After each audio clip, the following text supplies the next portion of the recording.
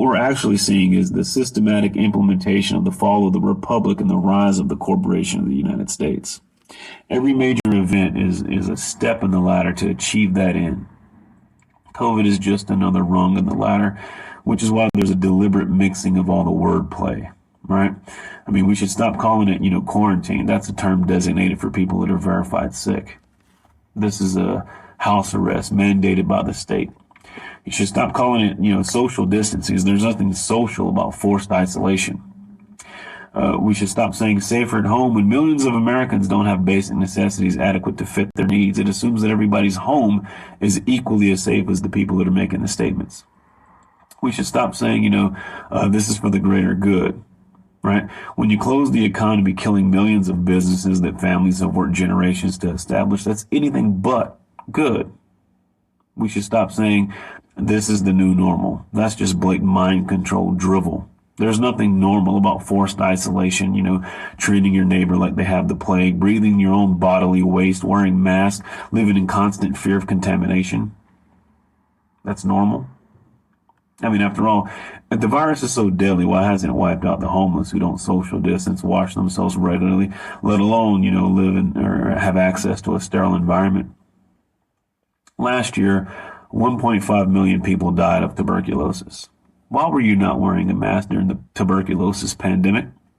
You were endangering, public health and safety along with billions of other people around the globe. So why didn't you wear a mask? I'll tell you why.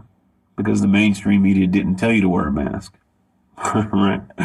And so because though 1.5 million people died from tuberculosis, there was no tuberculosis pandemic any more than there's a coronavirus pandemic.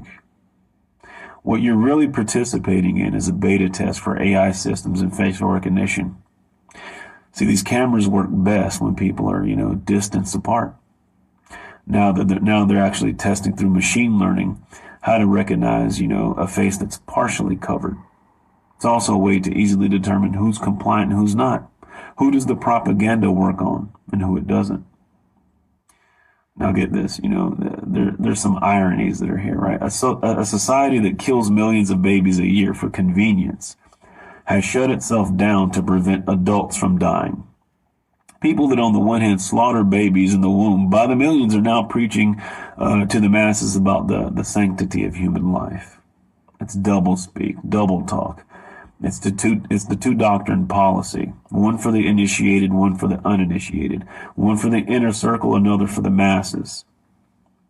It's like saying, if I violate the stay-at-home order, I can be arrested, but you're letting convicted criminals out of prison so they don't get coronavirus. Thesis, antithesis, synthesis.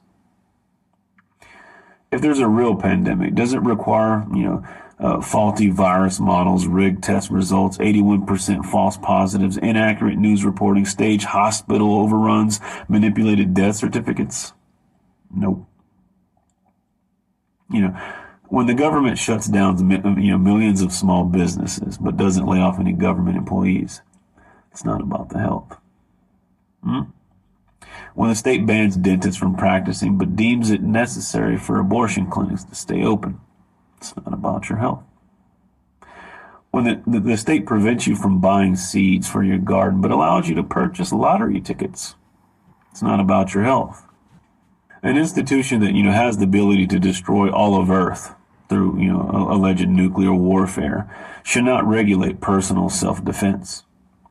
An institution that's caught trafficking drugs shouldn't be able to regulate plants. An institution that's racked up $23 trillion prior to coronavirus in debt shouldn't be allowed to manage the retirement fund. An institution that was caught spreading STDs should not be allowed to run healthcare. If people are really concerned about public health and safety, in general, but, they don't care if people, eat garbage, drink poison, smoke cancer, and take prescription drugs, but think that toilet paper, hand sanitizer, and masks are going to protect them from the boogeyman coronavirus. This is a special kind of stupid that I can't address here. You should ask yourself a couple basic questions. When did you consent from, you creating a government to serve you to you serving the government ruling over you? If you want to know, who's in charge, just think about who you can and can't criticize.